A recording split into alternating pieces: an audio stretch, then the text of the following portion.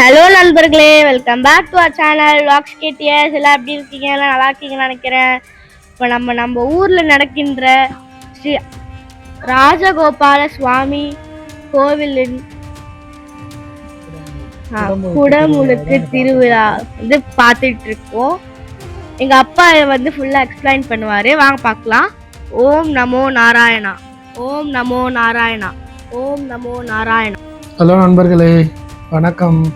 நம்ம இப்போ எங்கே இருக்கோம்னு பார்த்தீங்கன்னா ராஜகோபால சுவாமிகள் திருக்கோயிலோட நுழைவாயிலில் தான் இருக்கோம். இது எங்கே இருக்குதுன்னு பார்த்தீங்கன்னா மணிமங்கலத்தில் இருக்குது. மணிமங்கலம் காஞ்சிபுரம் மாவட்டத்தில் இருக்கிற மணிமங்கலத்தில் தான் இருக்காரு. இதனுடைய குடமுழுக்கு திருவிழாவுடைய கோலாகல நிகழ்ச்சியை தான் நம்ம இப்போ கவர் பண்ணிட்டு இருக்கோம் இந்த வீடியோவில். இந்த கோயிலில் இருக்கிற மூலவர் வந்து ராஜகோபால சுவாமி, உற்சவர் ராஜகோபாலர், அம்மா வந்து செங்கமலவல்லி தாயார். ஊருடைய பிரதான பெயர், புராண பெயர் என்னன்னு திருவிழாக்கள் அப்படின்னு பார்த்தீங்கன்னா வைகுண்ட ஏகாதசி புரட்டாசி சனிக்கிழமை ரொம்ப கோலாகலமாக நடைபெறும். தலை சிறப்பு என்னன்னு பார்த்தீங்கன்னா பொதுவாக வலது கையில் சக்கரமும் இடது கையில் சங்கமும் உள்ள பெருமாள் தான் நீங்கள் நிறைய இடத்துல பார்த்துருப்பீங்க. ஆனால் இந்த இடத்துல பார்த்தீங்கன்னா வலது கையில் சங்கமும் இடது கையில் சக்கரமும் வைத்திருக்கிற கோலத்தில் அருள் பாலிக்கிறார் நம்மளுடைய ராஜகோபால சுவாமிகள். இதுதான் கோயிலோட மிகவும் சிறப்பான ஒரு விஷயமாக பார்க்கப்படுது. இந்த கோயிலில் இன்னொரு சிறப்பு அம்சம் என்னன்னு பார்த்தீங்கன்னா இங்கே ராமானுஜர் வந்து இங்கே வழிபட்டதா சொல்கிறாங்க. கோயிலுடைய திறப்பு நேரம் எப்போன்னு பார்த்தீங்கன்னா 6:30 மணி முதல் 10 மணி வரை காலை. மாலை பார்த்தீங்கன்னா 3:30 மணிலேருந்து 7 மணி வரைக்கும் நடை திறந்திருக்கு. கோயிலோட முகவரி எங்கன்னு பார்த்தீங்கன்னா மணிமங்கலம் அப்படின்ற ஒரு கிராமத்தில் அமைந்திருக்கு, காஞ்சிபுரம் மாவட்டத்தில் இருக்கு. கோயிலோட பொது தகவல் என்னன்னு பார்த்தீங்கன்னா மூலஸ்தானத்தில் 4 கைகளுடன் ஸ்ரீதேவி பூதேவி உடனுரை ஸ்ரீ ராஜகோபாலர் வந்து நின்ற கோலத்தில் ரத்ன விமானத்தின் கீழ் காட்சி தருகிறார்.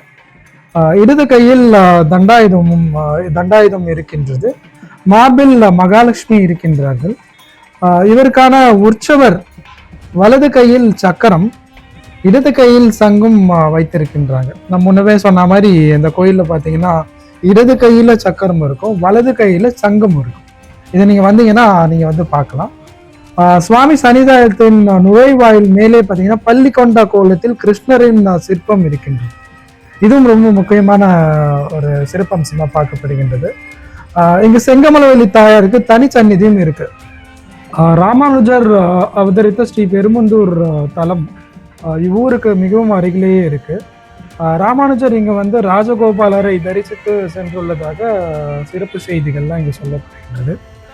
பெருமாள் சன்னதி சுற்றுச்சுவரில் தட்சிணாமூர்த்தி, நர்த்தன கிருஷ்ணர், நரசிம்மர், காளிங்க நர்த்தனர், கிருஷ்ணர் ஆகியோரின் சிற்பங்களும் இங்கே வடிவமைத்திருக்கு. பொதுவாக பார்த்தீங்கன்னா பெருமாள் கோயிலெல்லாம் வந்து மூலவருடைய சிலையை வலது கையில் வந்து சக்கரமும் இடது கையில் வந்து சங்கமும் இருக்கும்.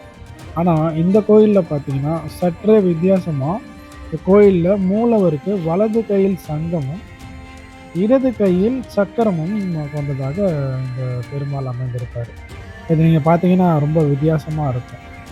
இங்கே வந்தீங்கன்னா நீங்கள் அதை நோட் பண்ணி பார்க்கலாம். அதே மாதிரி கருவறையில் 4 கரங்களுடன் உள்ள பெருமாள் பூதேவி ஸ்ரீதேவி ஆகியோருடன் நின்ற கோலத்தில் காட்சியளிக்கிறார். இடது கையில் தண்டாயுதத்துடனும் மார்பில் லக்ஷ்மியையும் கொண்டதாக உள்ளார். சந்நிதியில் நுழைவாயிலே நீங்க வந்து பார்த்தீங்கன்னா பள்ளி கொண்ட நிலையில் கண்ணனின் சிற்பத்தை நீங்க பார்க்கலாம்.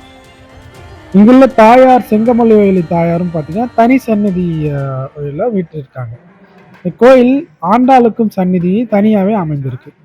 பெருமாள் சந்நிதியில் சுற்றுச்சுவரில் தட்சிணாமூர்த்தி, நர்த்தன விநாயகர், நரசிம்ம, காளிங்க நர்த்தன கிருஷ்ணர் போன்ற முக்கியமான பிரார்த்தனை என்ன பார்க்கப்படுதுன்னா கண் நோய் இருக்கிறவங்க எல்லாம் பார்த்தீங்கன்னா இங்கே வந்து வேண்டிட்டு போனாங்கன்னா அவங்களுக்கு எல்லா விதமான நோய்கள்லாம் நிவர்த்தி ஆகுது அப்படின்றது கோயிலுடைய நம்பிக்கை. அப்புறம் கால்நடைகள்லாம் நோய் இல்லாமல் வாழவும் இங்கே நிறைய பிரார்த்தனைகள்லாம் நடக்குது என்று கோயிலுடைய வரலாறுல குறிப்பிட்டிருக்கு. கோயிலோட நேர்த்தி கடன்கள்லாம் என்னன்னு பார்க்கப்படுதுன்னா சுவாமியை வேண்டி பிரார்த்தனை நிறைவேற்றுபவர்கள் சுவாமிக்கு வஸ்திரம், துளசி மாலை அணிவித்து விசேஷ திருமஞ்சனம் செய்து நெய் தீபம் ஏற்றி வழிபடுற அவங்களுடைய குறைகள் எல்லாம் தீருதுன்றது மக்களுடைய நம்பிக்கையாக இப்போ இங்கே பார்க்கப்படுது. கோயிலில் கும்பாபிஷேகம்லாம் நடைபெற்றுட்டு அதோடைய புனித நீர் ஊற்றி மக்கள் மேலே ஊற்றிக்கிட்டு இருக்காங்க. அந்த காட்சியை தான் இங்கே இப்போ பார்க்குறீங்க. ரொம்ப கோலாகலமாக நடந்துட்டுருக்கு. ஊர் மக்கள் எல்லாருமே வந்து கூடி கோயிலுடைய குடமுழுக்கு திருவிழாவை எல்லாமே சிறப்பாக நடத்திட்டு இருக்காங்க. மேலே தான் இந்த மெயினான ஒரு கோபுரம், இதுதான் மெயின் மூலவருடைய கோபுரம். அதுக்கு மேலே தான் குடமுழுக்கு முதல்ல நடைபெற்றது. அதுக்கப்புறம் பார்த்தீங்கன்னா சைடில் இருக்கிற 2 கோயிலையுமே வந்து குடமுழுக்கு அதே சமயத்திலேயே நடைபெற்று முடிஞ்சதுக்கப்புறம் அதோடைய புனித நீரெல்லாம் வந்து மக்கள் மேலே ஊற்றி எல்லாருக்கும் அந்த நலன் கிடைக்கணும் அப்படின்றதுக்காக ட்ரோன் மூலயமாவும் எடுத்து தெளிச்சிட்ருக்காங்க. அந்த காட்சி தான் இப்போ பார்த்துட்டு. பொதுவாகவே சிவன் சந்நிதி கோஷ்டத்தில் விநாயகரை உங்களால் பார்க்க முடியும். ஆனால் இந்த கோயிலில் பெருமாள் சந்நிதி கோஷ்டத்தில் விநாயகர் வீற்றிருக்காரு. இது ஒரு முக்கியமான ஒரு சிறப்பு அம்சமாக பார்க்கப்படுது.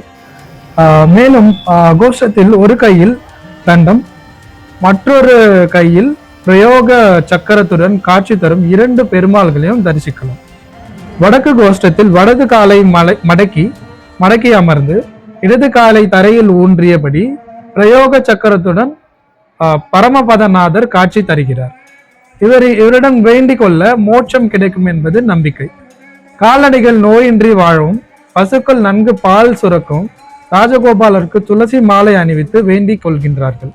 புரட்டாசி சனிக்கிழமை வைகுண்ட ஏகாதசி நாட்களில் இவருக்கு விசேஷ பூஜை மற்றும் அலங்காரங்கள் செய்யப்படுகின்றது. மேலும் இந்த கோயிலுக்கு சிறப்பம்சமா என்ன பார்க்கப்படுதுன்னா, காவியுடை ஆஞ்சநேயர் ராஜகோபாலர் கோயிலுக்கு எதிரே சற்று தூரத்தில் ஆஞ்சநேயர் தனி கோயிலில் இருக்கிறார். 2 கைகளையும் கூப்பி வணங்கியபடி இருக்கும் இவர் கையில் கதாயுதம் இல்லாமல் அஞ்சலி வருத ஆஞ்சநேயராக காட்சி தருகிறார். மேலும் ஆஞ்சநேயர் பிரம்மச்சாரி தெய்வம் என்பதால் இவருக்கு காவியுடை பிரதானமாக அணிவித்து அலங்காரம் செய்யப்படுவது மிகவும் சிறப்பான அம்சமாக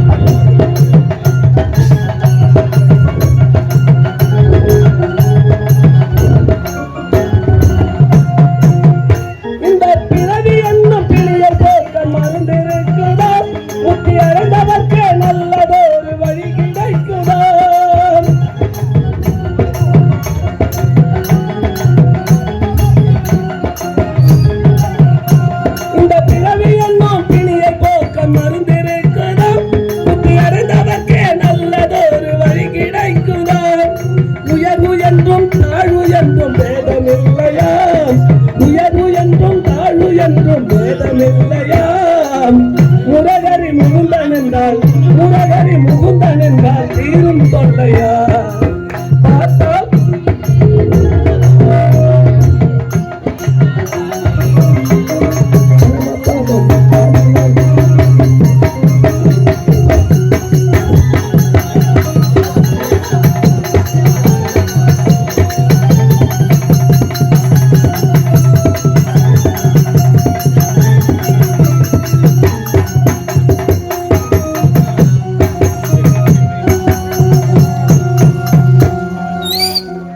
ஆஞ்சநேயர் மார்பில் ராமபிரான் எப்பொழுதும் வாசம் செய்து கொண்டிருப்பதாக ஐதீகம்.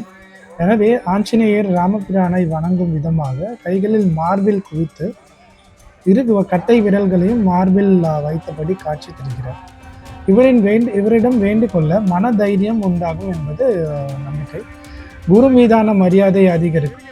இவர் தவிர கோயில் முன் மண்டபத்தில் ஒரு கல்லில் புடைப்பு சிற்பமாக ஆஞ்சநேயர் கையில் கதாயுதத்துடன் காட்சி தருகிறது. முன்னமே சொன்னல அந்த ஆஞ்சநேயர் கோயில் தான் இங்கே பார்க்குறீங்க. சின்னதாக இருக்கிற ஒரு கோயில். அது வரலாறு என்னன்னு பார்த்தீங்கன்னா, கிருஷ்ணராக அவதரித்த மகாவிஷ்ணு குருஷேஸ்திர போரின் போது அர்ஜுனருக்கு தேரோட்டியாக இருந்தார் என்பது உங்களுக்கு எல்லாமே நல்லா தெரியும். போரில் ஆயுதங்களை எல்லாம் பயன்படுத்த மாட்டேன் என்று உறுதி பூண்ட கிருஷ்ணர் போர் அறிவிப்பதற்காக சங்கு மட்டுமே ஒரு கையில் எடுத்ததாக கூறப்படுகின்றது. அவரது சங்கின் ஒலியை கேட்டதுமே எதிரி படையினர் அஞ்சி நடுங்கினர். இவ்வாறு கிருஷ்ணர் குருஷேத்திர போரின் போது வலது கையில் சங்கு வைத்து ஊதியதன் அடிப்படையில் இங்கு மகாவிஷ்ணு வலது கையில் சங்கு வைத்தபடி காட்சி தருகின்றார். வலது கையில் இருக்க வேண்டிய சக்கரம் இடது கையில் இருக்கின்றது. கிருஷ்ணாவதாரத்தில் இடையனாக இருந்து பசுக்களை மேய்த்ததினால் இவர் ராஜகோபாலர் என்று பெயர் பெற்றார். இதுதான் கோயிலோட வரலாறு. நீங்களும் குடும்ப சமேதமாக வந்து ராஜகோபால சுவாமிகளை வேண்டி செல்லணுன்றது என்னுடைய அன்பான கனிவான வேண்டுகோள். இப்போ இந்த வீடியோ உங்களுக்கு ரொம்ப பிடிச்சிருக்கும்னு நினைக்கிறேன். வீடியோ பிடிச்சிருந்துச்சுன்னா இந்த சேனலுக்கு சப்போர்ட் பண்ணி லைக், ஷேர் அண்ட் சப்ஸ்கிரைப் பண்ணுங்கள். Thank you so much. பாய்.